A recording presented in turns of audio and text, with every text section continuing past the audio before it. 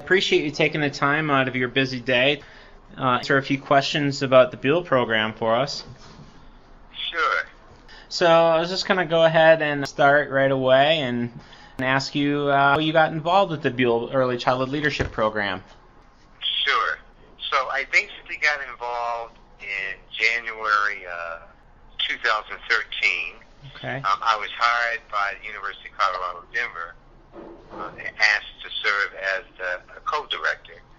The project was in the process of coming off of a year break where they were reevaluating the program, looking at the curriculum design and so forth related to the program, and also in the process of identifying another higher education partner.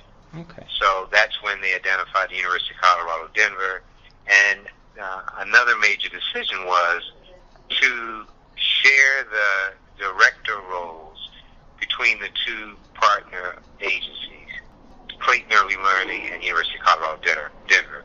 Okay. So the role would have a person serving in a co-director role. So that's when I started working with the program, January 2013. And for the first 6 months, it was working in a planning process, planning and getting ready for cohort 6 that would begin in July of 2013.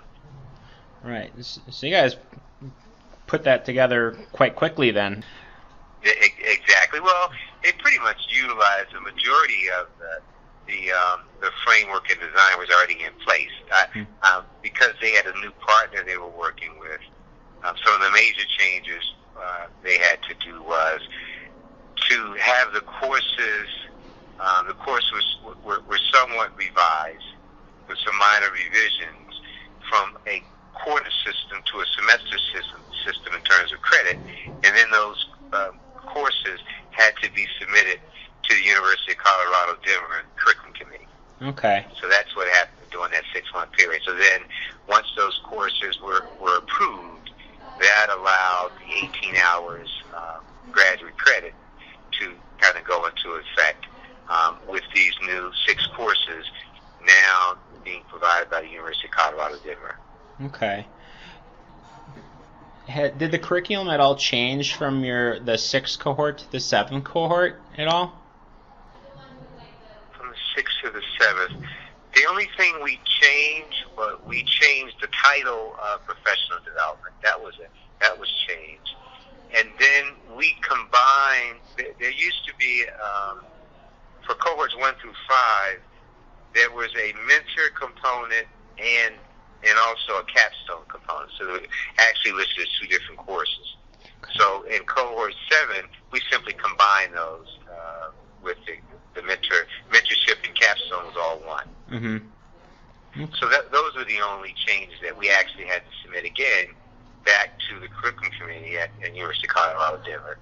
Okay. And then that was approved. So those were the only changes, major changes from 6 to 7. Other minor changes were adaptations we may have made within each course. Sure. And that's probably, I would assume, based on like the feedback you get from the students and whatnot, or? Exactly. Feedback from the students, maybe some feedback from the management team, but most of the feedback simply came from the faculty, talking about the courses, wanting to make sure they aligned more than they did with cohort 6. Like one thing we did, we created a curriculum map that clearly showed each course, and it also showed when the online discussions were for each course, so that we didn't have any overlap between 2 courses that were running for each semester. Another change we made was we wanted to really be more intentional about what we were doing as it relates to culture and diversity within each course, and what we were doing intentionally as it relates to the family component, because those were 2 areas we felt were not as intentionally descriptive, if you will, and clear for us on what we were doing within each course. So when we did the curriculum map, the curriculum map required the faculty teaching each course to specifically identify what they were doing in the course related to both of those areas. The third thing we wanted to be more intentional about and specific about is the use of more learning tools, reflective tools.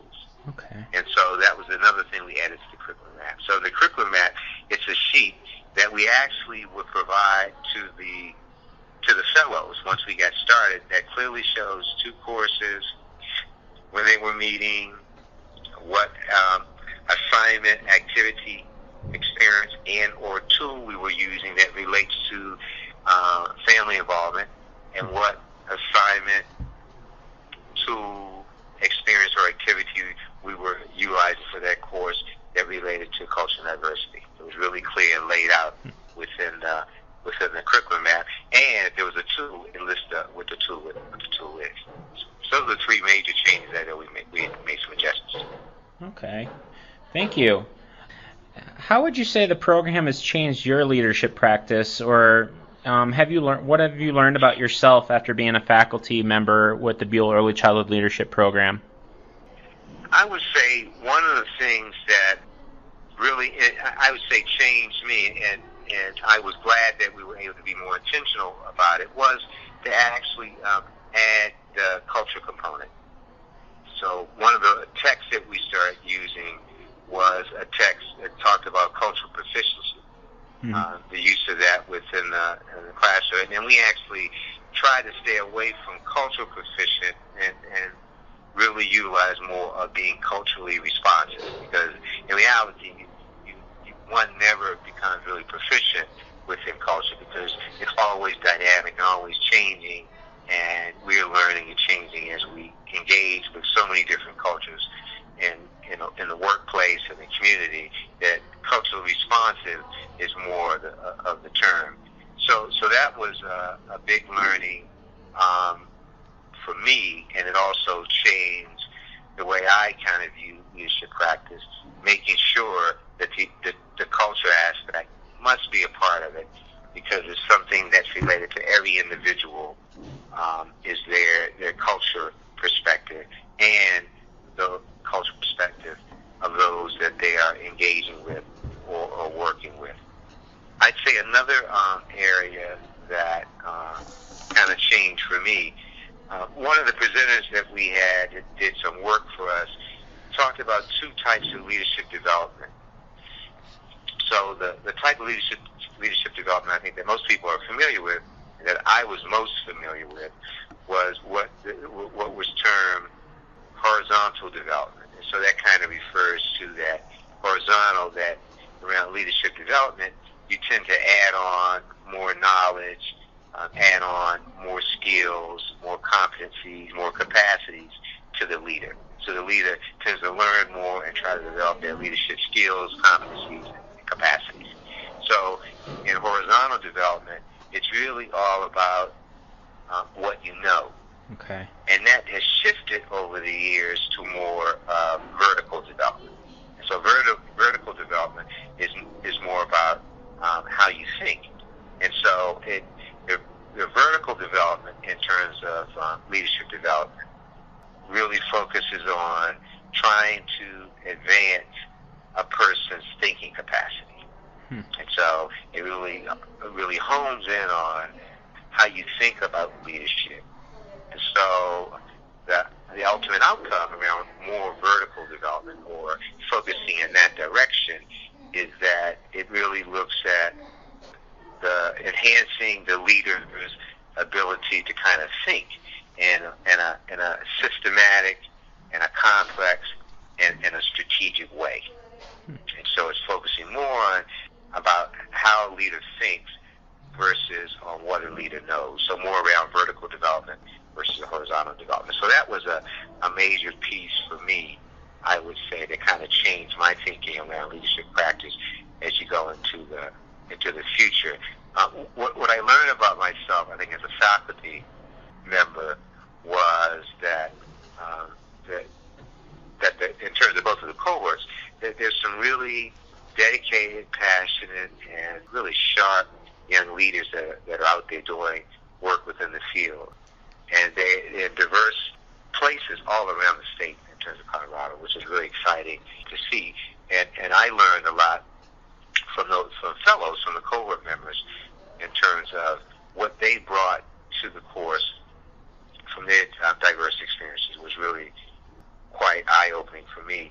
The other thing was, as a faculty member, the policy and advocacy course really reminded me the impact and influence of public policy, and how, as leaders, one aspect that we may not have been as involved in is truly understanding policy and advocacy, and then kind of determining what I'm doing in that realm of public policy, or how can I add to that.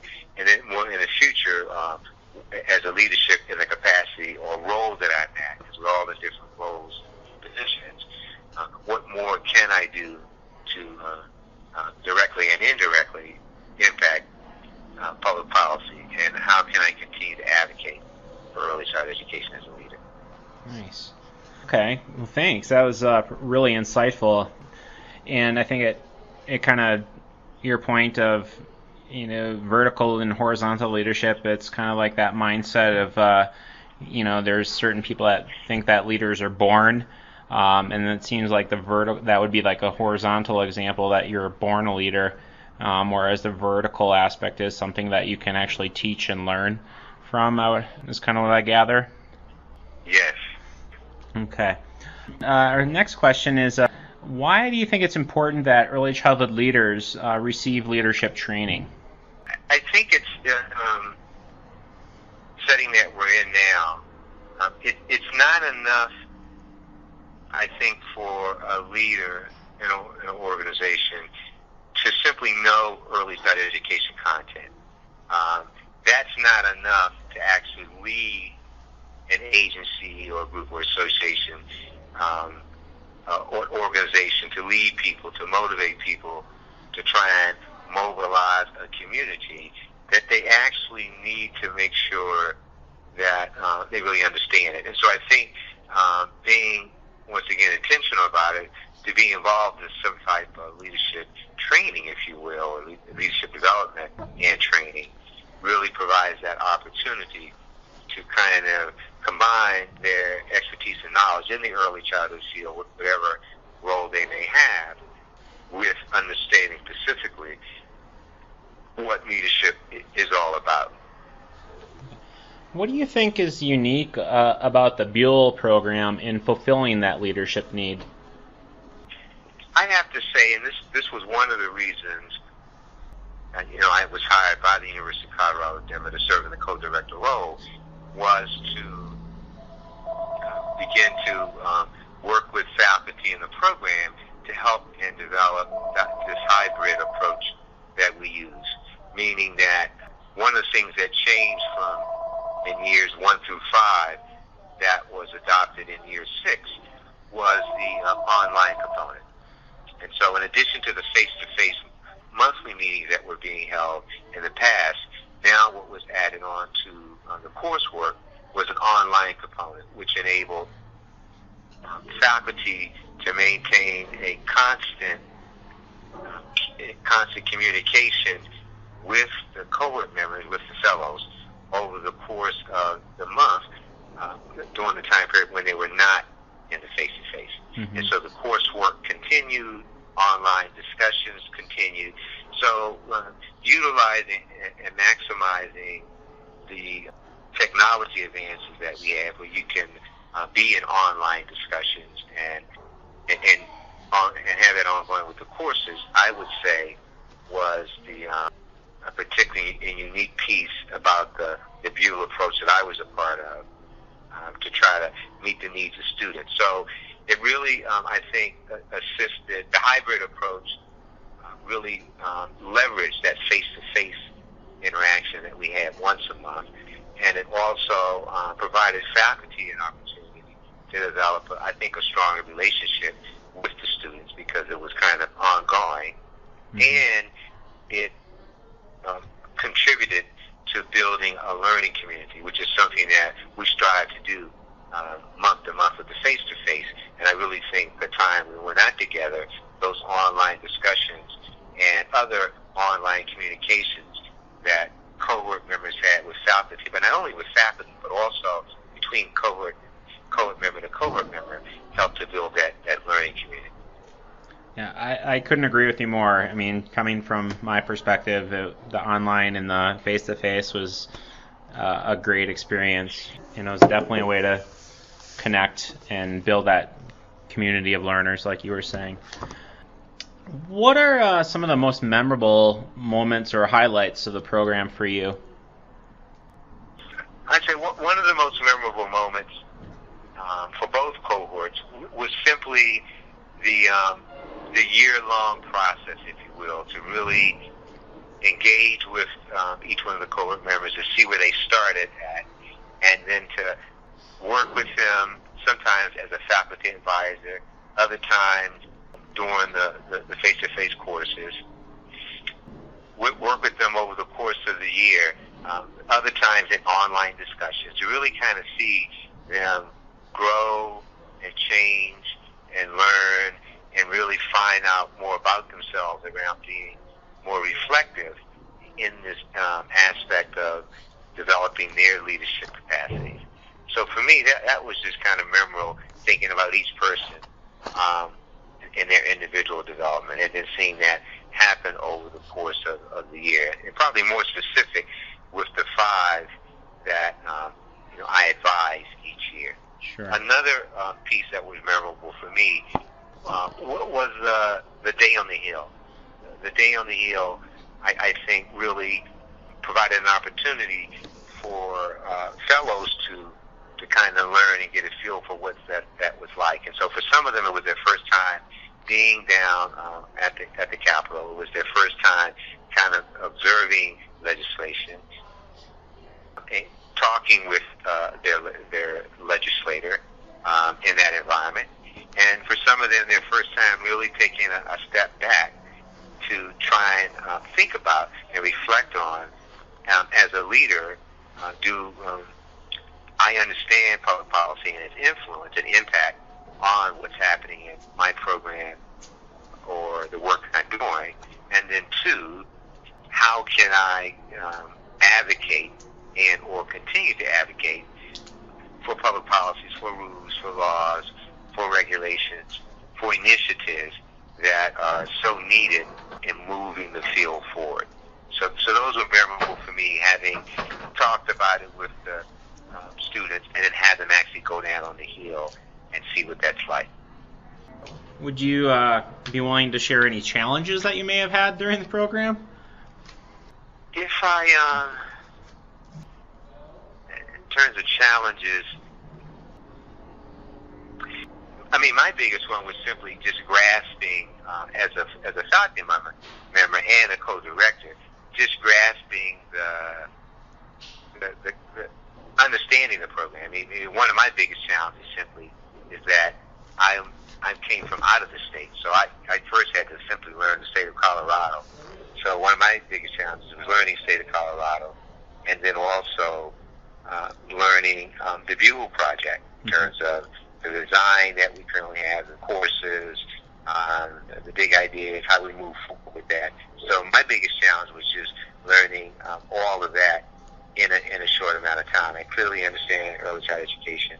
I clearly have a background and done some work in leadership development, but it was learning the approach of the Buell Early Childhood Leadership Program and the foundation and framework that we were using was a challenge for me, and grasping all that in a short amount of time. Right. So that was a big challenge for me, and it pretty much took that first year to really kind of get my arms around it. Even though I understand state government, every state's different. Right. And so understanding Colorado was a major shift for me. So that was probably I'd say my biggest challenge. Okay. What do you think is unique about the process of developing or designing the Buell program compared to other programs that you have worked on? I'd say the kind of design of having a management team and design team, I think, worked very well, and I think it was it makes a big difference. Having a management team that's representative of the funder for this initiative, the Buell Foundation, and also representative of the leadership within both of the partner organizations, University of Colorado Denver, School of Ed, and then also Clayton Early Learning. So having those individuals in their leadership roles serve as guidance for us was very helpful. At least I would say somewhere around a quarterly basis, we would check in with that group, meet with them, and get feedback from them on how things are going or guidance on areas that we were, trying to navigate and move forward. So having the management team. The other thing was simply the design team. We had design team meeting the Tuesday after the weekend when we had the face-to-face with the fellows. And so that was very, the timing of it, I think, worked very well, meaning we had time to kind of debrief the course that happened that weekend. There usually were two courses running simultaneously, and so we would also talk about the course that if you didn't meet face-to-face, what might have been happening in that course, either through assignments or was coming ahead of time. So really kept all of the faculty members up to date on what was happening with both of the courses, assignments in the courses, and more specifically, all 20 of the fellows that were going through. So all of us were aware of how both classes were going and how all fellows were doing, because having that design team meeting. It also enabled us to kind of really always stay ahead of the curve. We were always talking about reflecting on what happened the past weekend, but also planning, for the next course ahead or the next month ahead. So really kept us, it was a good strategic planning piece, I think, having the design team. The other unique design, I would say, that really was that really helped me, one of those, and the challenges we talked about, was the co-director role. Working in the co-director role with Lynn was just so insightful. She was such a great mentor in helping me to understand the Buell project and what it means so special and been successful, and then some of the challenges they've had, some things that we need to think about in terms of going forward. So it was always co-planning with her that really helped me around my involvement with the project. And then in terms of faculty, we just had, faculty were great. All of the faculty had been, some of them had been with the project for the 5 years. Lori was new, working with me at the university, so that she was a great team member at the university in terms of some of the navigation that we had to do there in terms of making sure that the partnership was intact. So I'd say that those are some of the unique pieces of the design that I found very helpful. Thank you, James. What kind of advice would you have for early childhood leaders that are trying to get into the Buell project? I would say, make sure you read up on the Buell project of what it is and what are some of the things that are courses that are offered within the program and the purpose of it and what the outcome is. And then make sure that you clearly understand it's a major commitment. I mean, not only are you enrolled in the Buell project, you are also a graduate student at the University of Colorado Denver. So it's basically going back to school, going back to graduate school, and then at the same time being a fellow in this Buell Early Childhood Leadership Program. So it's really kind of, even though it's hybrid, still as a student.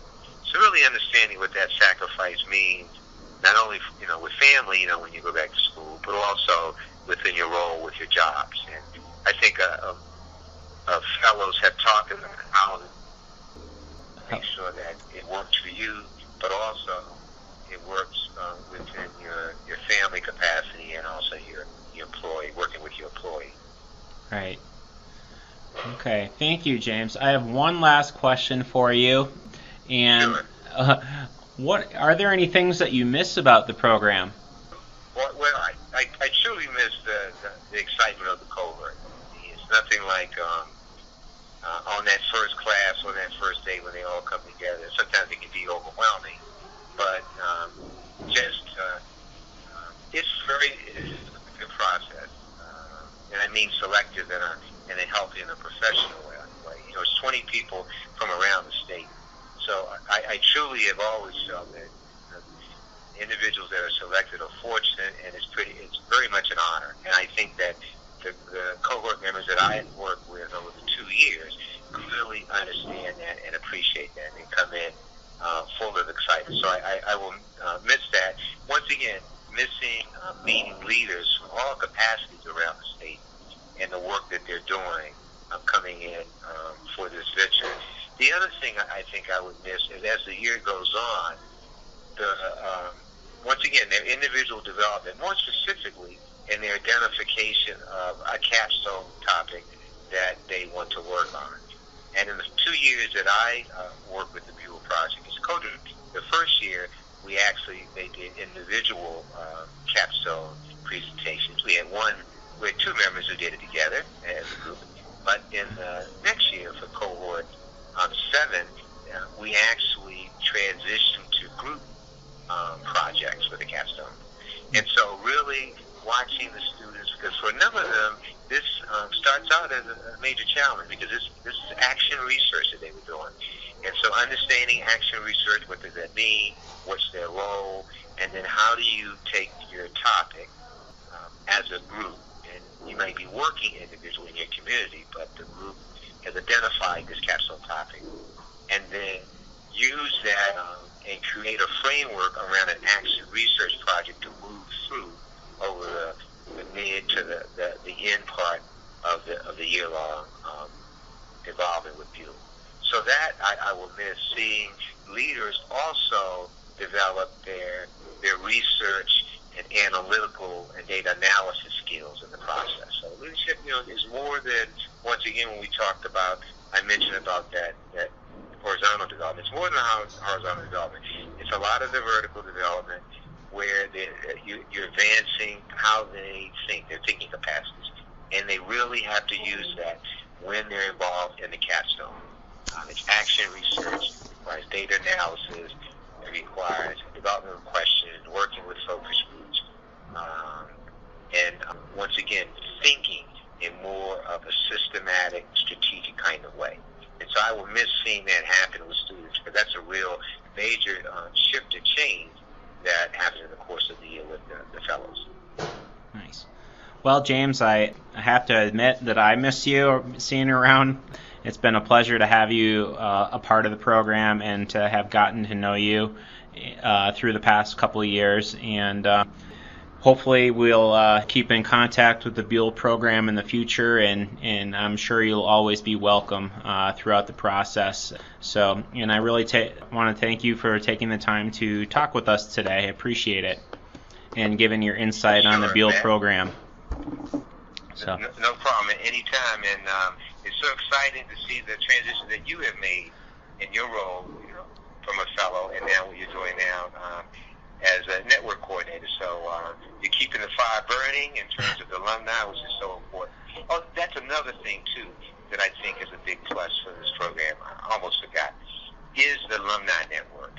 I mean, that's a unique part of this program that you don't see in a lot of leadership programs, where there is an alumni of over 100 alumni members that have been in this process that are still in a membership network that are able to support each cohort kind of going through. Very unique and very powerful, and I think that's another piece that has leveraged this program to the status that it is at today. How could I forget that one? Well, I appreciate you mentioning that. It's been a lot of us have gone through as an alumni, and from a fellow to alumni, it's been an interesting process, and the literature that you guys provide for us in the class, and it's really reflective process, and walk out and walk on, and using our voice and really finding out what we're passionate about and exploring that. So you guys did a fabulous job of supporting each and every one of us, and as a former fellow and a current alumni, I'm very appreciative. Great. Thank you, James, so much, and we'll hope to hear from you soon. Okay, take care. Thanks again. Yep, thanks, James. I appreciate it.